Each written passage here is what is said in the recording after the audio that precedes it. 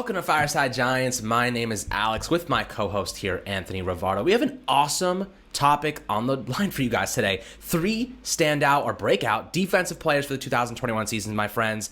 I'm super excited to dive into these 3 specific athletes who could have a tremendous year for the Giants. And that's not even including guys like James Bradbury, Blake Martinez, and some really big, and Leonard Williams, of course, Adoree Jackson, some already established players that have played at a high level that we know what we're getting in these guys. These are 3 players who may have had some seasons in the past, might be young, haven't broken out yet, or even have a higher ceiling than what they've showed us on the football field already. So I'm really excited to talk about these guys, and as always, once at the fireside, always at the fireside, my friends. This episode is brought to you by Manscaped. Make sure to hit that 20% discount code in the description below on YouTube, my friends. And as we head into this segment, my friend Anthony, how you doing today? I'm doing real good. Go get some Manscaped products, dude. I'm using them, loving them. Super cheap, too. Really affordable. Love it so much. Use the discount code for 20% off. And with these players, I think that one of them is pretty established that we're going to discuss. And, these guys might be established, but they do have room to grow. And, one of them's in a contract year. We're going to get into this. And whenever you see someone in a contract year, you can see them break out, even if they're already established. You can just see them take their game to another level. And I think that's what we're going to see this year with all 3 of these players that we're going to discuss. Now, the Giants' defense was really impressive in 2020. Top 10 unit in the NFL. And, there's still room for improvement, though. Like, we did all of that. The Giants' defense did all that last year, despite having a huge hole at CB2, despite having a lot of inconsistency off of the edge, a lot of injuries off of the edge, and a lot of inconsistency and some injuries at the inside linebacker position as well, plus a key injury at the safety position with our rookie Xavier McKinney. But now, assuming we get back, we get healthy, plus we added a lot of depth this offseason and even some starting pieces on the defense that can make an instant impact. Giants defense could legitimately be a top 5 unit this year, and honestly, my expectation is for them to at least be in the top 10 once again, and I do think that they improve to at least top 7, top 5 unit, because they added some great talent, some great depth, and they've got some young players that are still improving and on the come up. So this Giants defense could be really, really scary in 2021. So the rest of the NFC East and the rest of the NFL needs to watch out, because Patrick Graham and the Giants defense looks like they're building something really special. Yeah, and iron sharpens iron. So I really expect this defense to test this offense in practice too. During training camp, preseason last year, they did not have much in-person training. They didn't have a preseason. They weren't able to utilize their own players to help develop others. And I think now we have 2 sides of the ball that have so much potential. The Giants defense, of course, ranked top 10 last year in points allowed per game. They were top 10 against the run and against the pass. They were kind of in the average category thanks to our inept CB2 spot. But now we have Adoree Jackson there, who is capable of playing as a CB1 on some teams, and now he is taking on lesser talent at that CB2 position. I think we've locked it down, and we have solid, adequate depth behind him. And Isaac Yiadom, of course, Sam Beal, but I think he might be cut.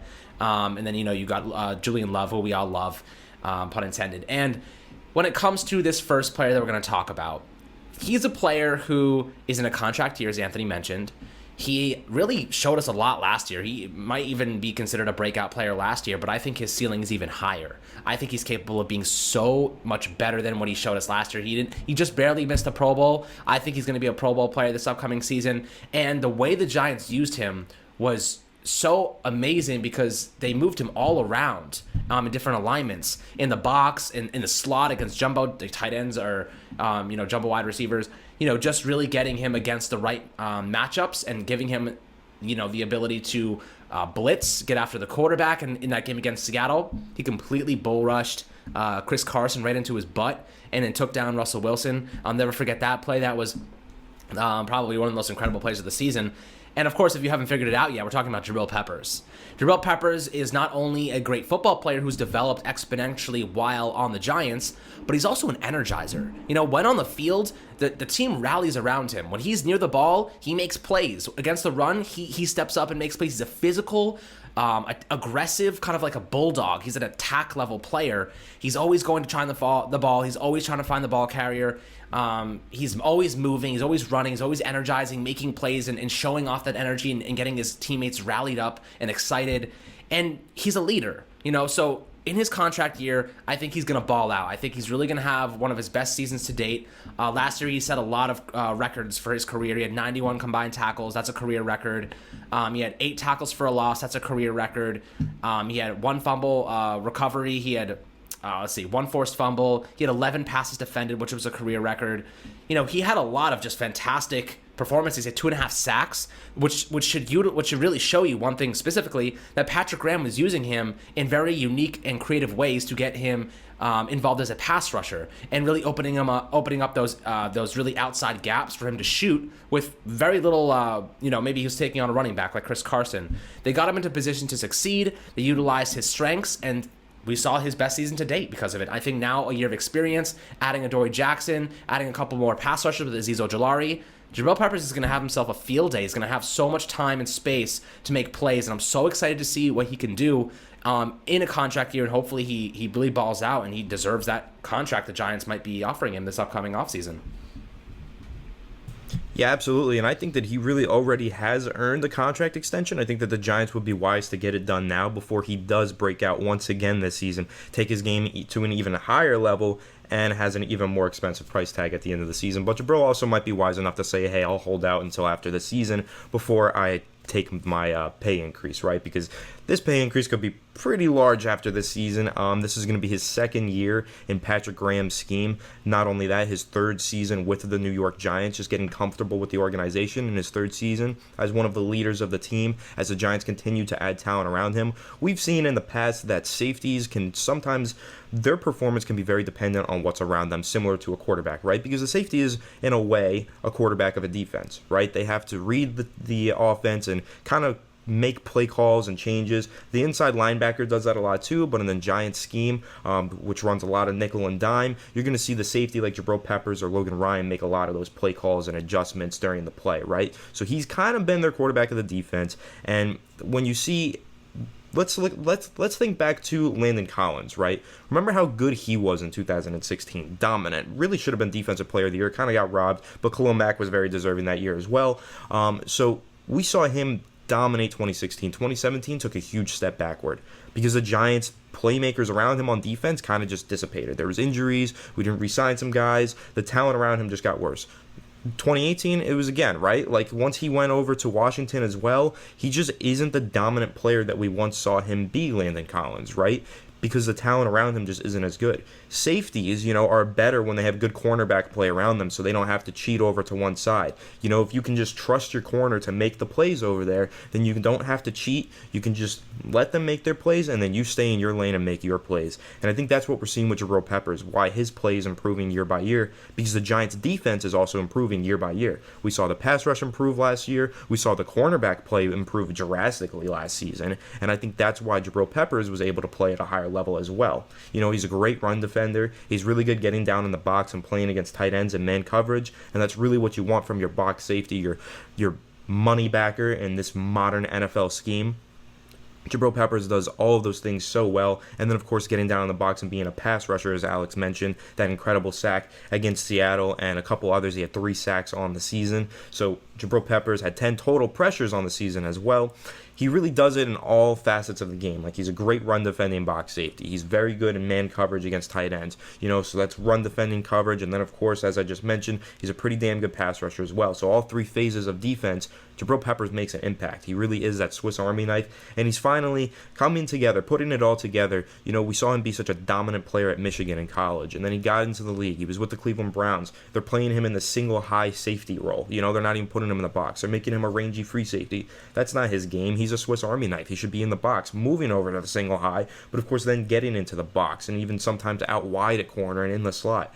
That's Jabrill Peppers. You want to move him around, create those matchups for him where he can just dominate offensive weapons and be a true defensive weapon, Swiss Army knife for your team. And of course, he's also a pretty good punt returner. So he really does it all. Jabrill Peppers has a huge impact on the Giants in both facets of the game with defense and special teams.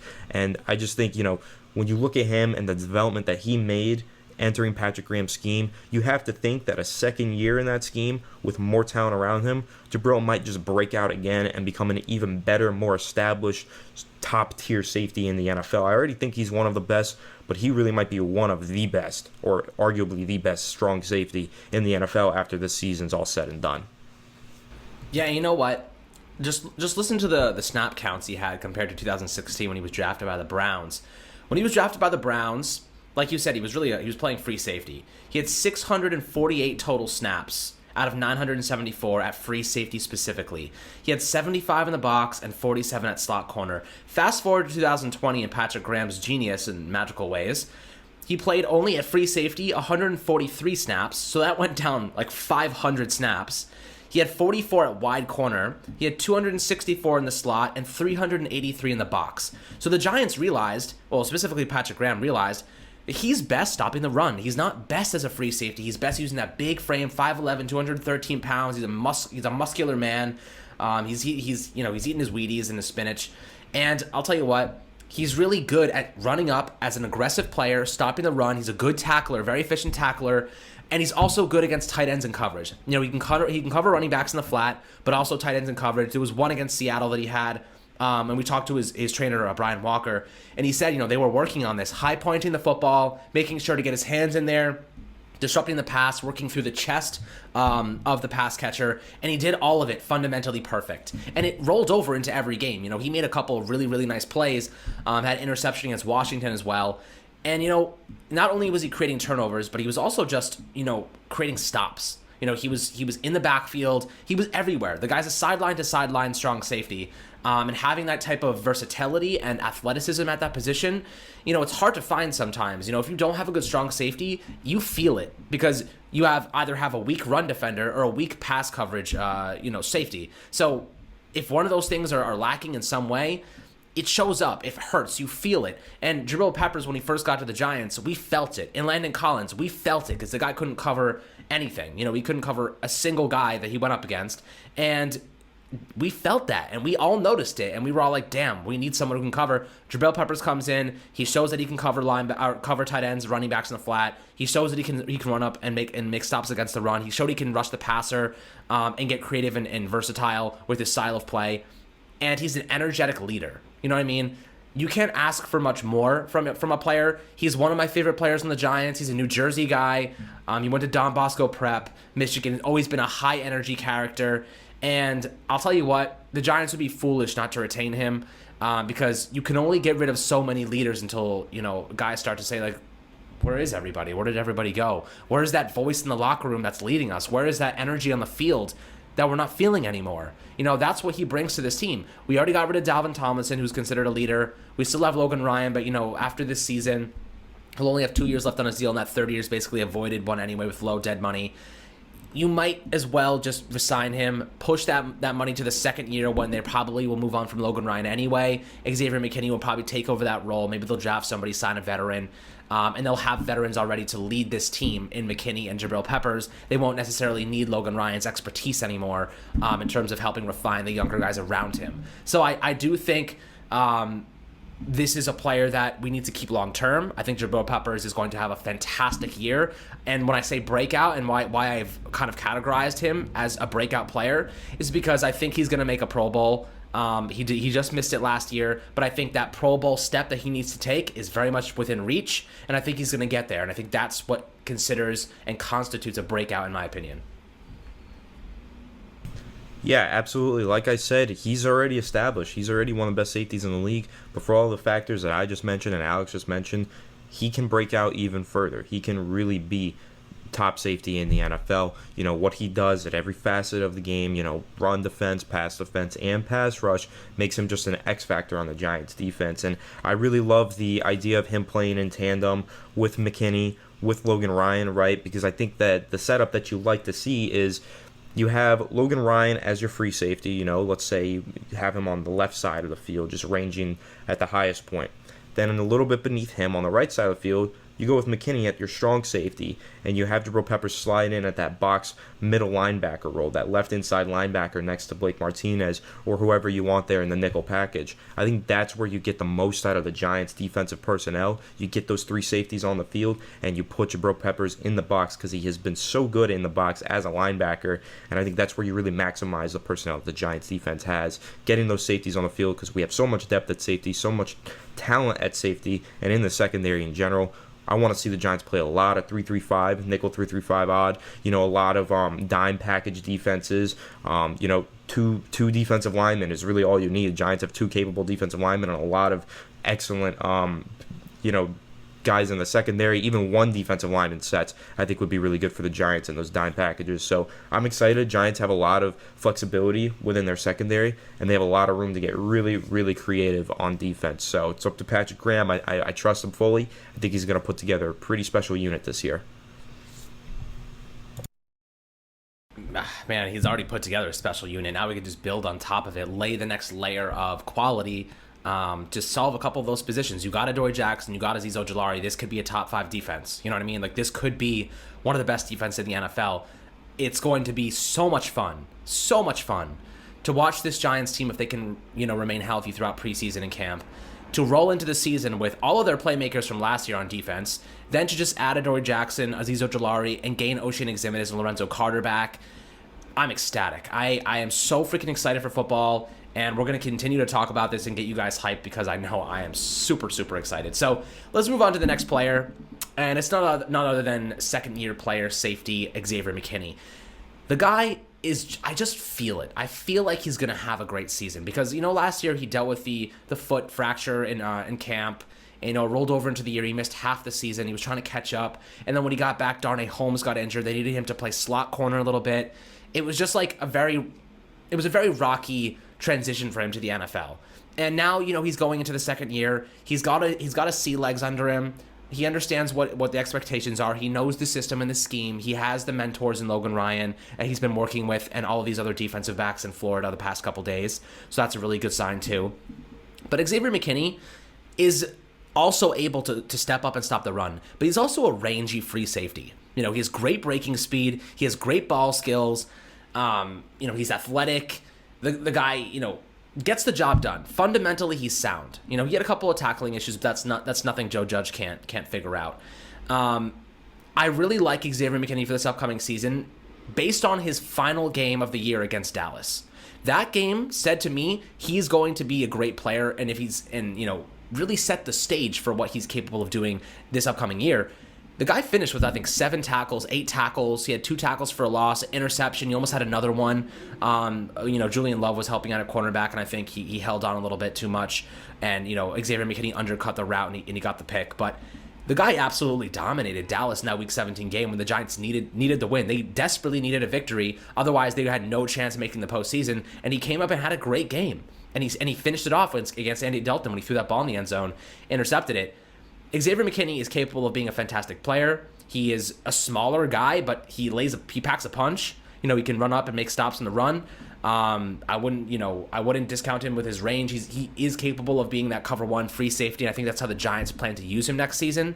Playing more of a blitzing schematic and having him in the deep safety, kind of managing the backfield and helping mitigate any deep throws and really getting, helping that that defensive line get pressure on the quarterback quickly and holding it down in the deep zone. So I'm excited to see how they use McKinney. That 3-headed monster of the McKinney and Jabrill Peppers and Logan Ryan is going to be phenomenal to watch. I think their potential is really going to blossom this year because of the experience and McKinney having that little bit of experience at the end of the season. But now they can play their true positions. They got a backup for Darnay Holmes, or really even a competitor with Aaron Robinson. So now they don't have to expect McKinney to fill in at slot corner if something happens to Darnay. They already have a backup.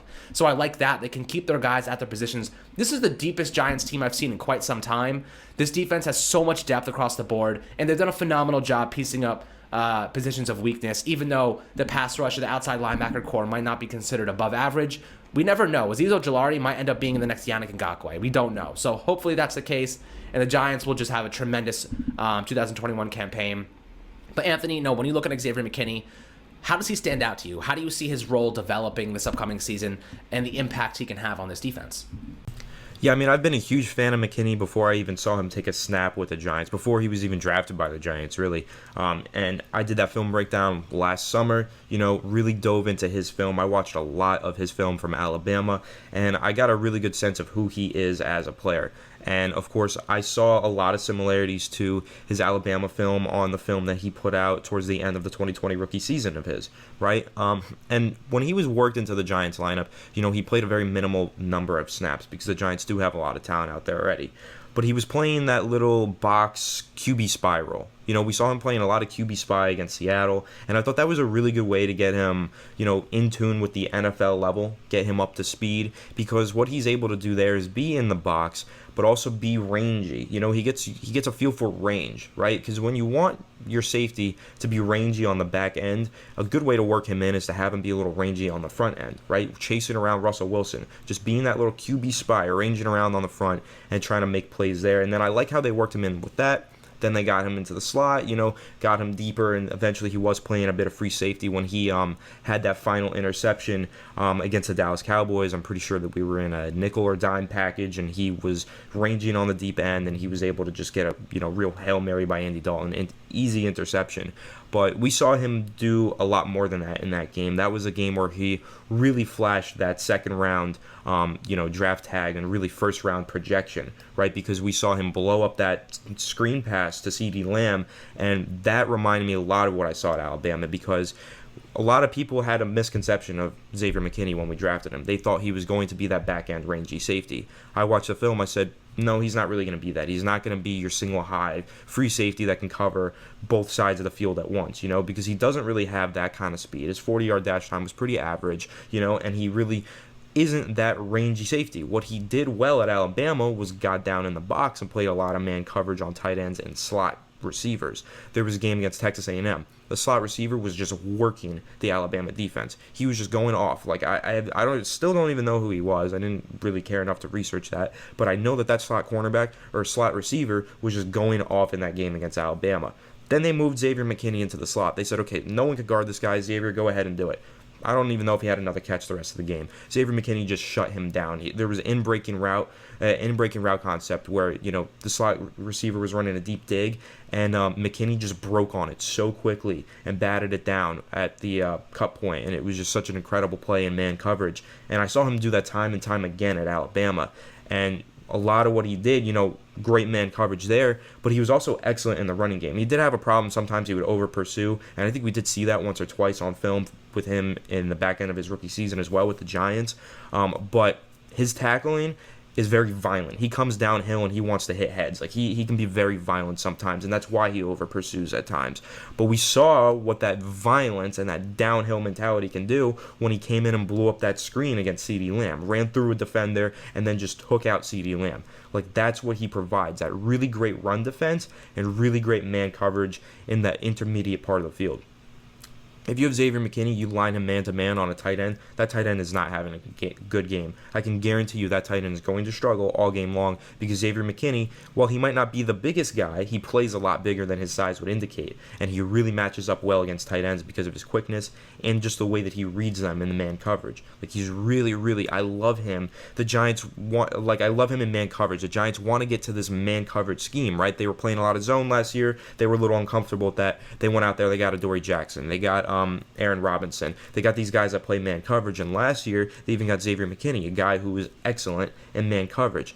So I expect to see him play a lot this year because of that, because the Giants are trying to get back into this man coverage, press man coverage role. Xavier McKinney, for his safety, is phenomenal in that press man coverage role, and I think we're going to see him play that a lot against tight ends, slot receivers. See him do a lot of things in press man while also being really impactful as a strong safety against the run as well, in tandem with Jabrill Peppers, who's going to be a great inside linebacker, and then of course still Logan Ryan playing that free safety role. So I think the Giants are sitting really pretty with the three starting safeties that they have, starting defensive backs really, because they're so versatile. All three of those guys move all over the place.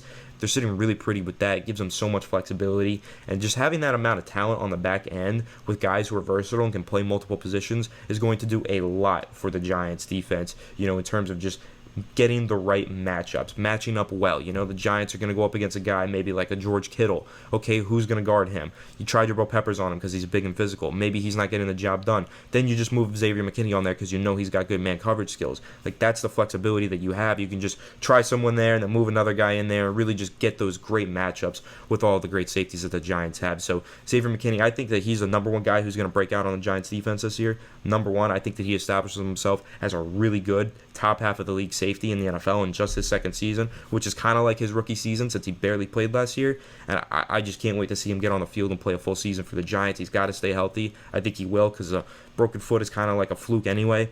Not something that I'm concerned about long term with him. So Xavier McKinney, man, I said a lot about him, but there's just a lot to say and a lot to break down. We should probably do another film breakdown on him again soon, because he is a fun player to watch, and he's a player that has the ability to one day dominate in the NFL at that strong safety position.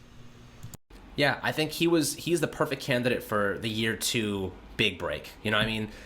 He really was versatile last season, as you mentioned. He did a lot in the box. He can play in the slot. And just looking at his numbers in terms of snap count, 26 in the box, 82 at slot corner, 79 at free safety. So he moved up to the line of scrimmage. Like you said, they played a lot of zone last year, so now they can really, commit to man coverage. You can lock down those tight ends and stuff. But I like how him and Jabrill Peppers can also work in tandem, because they can both play that role. They can both play in that slot, lock down tight ends, play the run. And I'm really excited to see how Patrick Graham confuses opposing quarterbacks and offensive coordinators with how they're using Jabrill and Xavier McKinney as a tandem, even Logan Ryan too. So, confusion, disguised coverages, these are all things we're going to see, and the next layer of this defense being applied, because now they know the base concepts, they know the disguises they've already put in place. Now you build on that. Now you add another element to it. You add another player like Adoree Jackson. You add a pass rush. It's going to get fun, guys. I'm super excited. But, in fact, there is one more player that I think will have a better year than Xavier McKinney, and it's Dexter Lawrence. That's the number 3 guy, and I'll tell you why.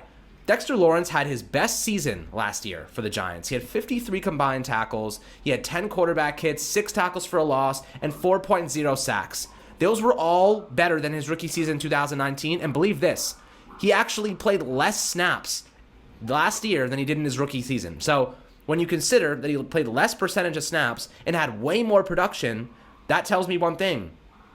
He's taking a step forward. He's producing more when he's on the field, and they schemed him a lot better next to, Dalvin Thompson and Leonard Williams. But now you have Dexter Lawrence, you have your pass rushers back in O'Shane and Carter and Azeez Ojulari, our 50th overall draft pick.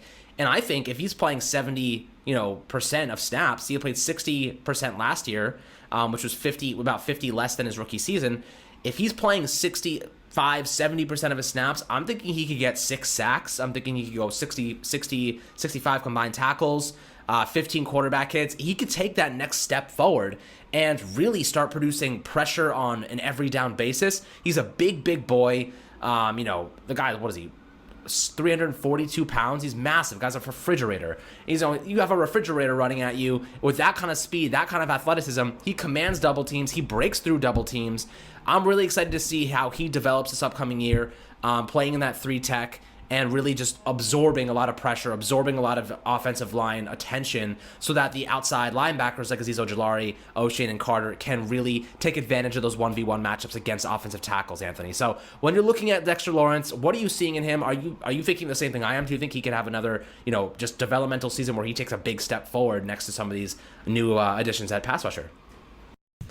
Dexter Lawrence has quietly been one of the most consistent players on the Giants defense. One of the best, but just very quiet. Like, he doesn't get a lot of attention, and he deserves more, honestly. And I think this year he gets it, because I do think that he breaks out in a real great way this year. I do think that he can get at least 5 sacks this season. I think that, he's just developing as a pass rusher. He's always been a great run defender, and he will continue to be. But his pass rush is just improving and improving, and he's just getting so much better. And he really already is one of the best interior defensive linemen in the NFL. But the ceiling is just so high for him, being a guy, like, as you mentioned, 342 pounds. Like, just a massive human being, but he moves way quicker than most people on the field. It's actually funny. I had this buddy who played for Clemson football team, and I talked to him, and he said, I asked him like, yo, so Dexter Lawrence, he's on the Giants, that's what I cover, right? What was your impressions of him? Because this guy was an offensive lineman, he played guard. He said the thing about Dexter was he was so scary to go up against because he was by far the biggest guy on the field, and oftentimes he was the fastest guy on the field, and it was so scary. He said that he was just a massive human being that just moved so much quicker than he should even physically be able to, and I think that we absolutely do see that, for the Giants. And he told me another story. This one's kind of funny. There was a moment where Dabo Swinney was being interviewed kind of mid-game on the sideline or at the end of the game or something. Clemson had a big win, and they said, hey, so one of your players was eating food on the sideline. Can you tell us what's up with that? And Dabo Swinney's just like, was it Dexter Lawrence? And they're like, yeah, it was. He's like, of course. Dexter Lawrence is a big, nasty, mean, sexy Dexy guy. Like, he is just a big guy, and he moves quick. And like I said, man, he's really improving as a pass rusher. Against Philadelphia in Week 7, he had 5 pressures in that game alone, finished the season with 4 sacks, and just week by week, at the end of the season, he had a stretch where he had 2 pressures, 3 pressures, 2 pressures, and 2 pressures to close out the year. He did have a pressure in every single game, which is really good, and consistency that you want to see from an interior defensive lineman, playing that 3-tech, 4-eye, and sometimes occasionally lining up at the nose, that 0-tech position.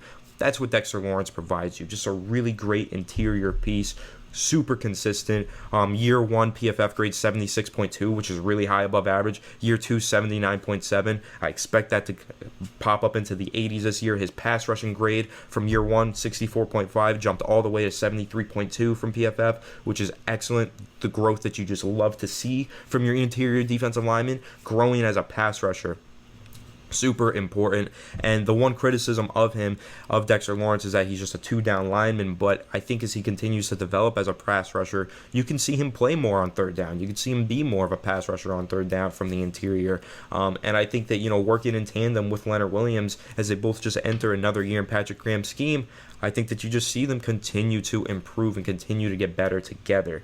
And yeah, Dexter Lawrence, man, while I do still see Xavier McKinney as my number 1 guy who I think breaks out just because he's kind of the more unknown guy, I do think Dexter Lawrence has really established himself as one of the best interior defensive linemen already, but he's so young. He's only in his 3rd season. He's 23 years old, and he's just got so much more room to grow. Like, this kid's ceiling is just so freaking high for an interior defensive lineman. He came out of Clemson. I think a lot of people bashed the pick initially because they didn't understand that he was more than just a 2-down run-stuffing defensive lineman. This is a guy that legitimately has 3-down potential and has a lot more capabilities as a pass rusher than people gave him credit for coming out of college. He's quick, he's big, he is mean, and he is sexy Dexy. And I can't wait to see him hit the field again for the Giants in his 3rd season. And I really do think he establishes himself as one of the better pass rushing interior defensive linemen in the NFL this year. Yeah, and you know what? The Giants love to build through that big defensive line. I think we're going to see a lot of 3-man rushes against 3rd downs next year because we have so much great man coverage corners, man coverage ability in the secondary that you can rely on Leonard Williams, Dexter Lawrence, and Danny Shelton to get it done in the interior and really produce just massive amounts of pressure. But his production oftentimes goes under the radar. It slips under the radar because maybe the pressures and the sacks aren't there. But like I said earlier, he soaks up so many double teams, just so many double teams. It opens up just a vast amount of opportunity for your edge rushers. The Giants just didn't have any last year. We had Carter Coughlin and Jabal Shared, a practice squad and a 7th-round pick, starting by, week 6, 7? So tell me how those pressures he's soaking up. If you had a Chase Young, if you had a Yannick Ngakoue, if you had any of these above-average pass rushers on your team, and you have that type of interior defense, you are going to feast. It's going to be a Thanksgiving dinner for all if you have those interior guys producing that much pressure and your outside linebackers feasting in one-on-one situations. And then you can, when you have good man coverage, and this is where it all starts to compile in my head. I'm like, oh my God, I see the potential now. The interior line putting that much pressure on, soaking up that many double teams, opens it up for 1v1 situations for the outside linebackers. But because we have such great man coverage guys, you can send extra blitzers, Jabrill Peppers, Xavier McKinney, cornerback blitzes. You could send, we saw Logan Ryan go off the edge. We saw Darnay Holmes go off the edge a couple times. You can start sending extra guys that are going to go unblocked, or they're up against a running back. Jabrill Peppers, we know what he can do to a running back. Chris Carson got his ass beat trying to stop him. He's a pretty physical and big guy, so that was pretty impressive.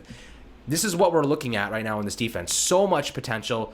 I'm so excited to see what they can do, this next layer of schematics they're going to deploy this upcoming season. They finally have in-person training. They finally have a healthy team right now and preseason to work with, and they have an extra season, an extra game this season to really put it all on the field consistently. So I'm so excited to see how this team progresses. These are our 3 primary defensive breakout players. We're going to do an offensive one maybe tomorrow.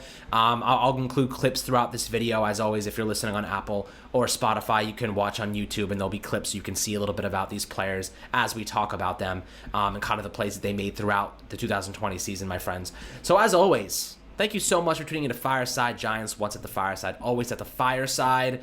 Hope that you enjoyed this breakdown of these 3 players and talking about why they can have a breakout season in 2021. We're all super excited. It can't come fast enough. We got a few weeks left, a few months left, but OTAs, training camp, it's coming quickly. You remember how long it took for the draft to get here, but it's already a couple weeks behind us. So I'm super excited to see how the Giants progress and how these players look in camp, and we'll be covering it all for you guys. As always, my friends, so have a fantastic rest of your week, and we'll catch you guys on the next video.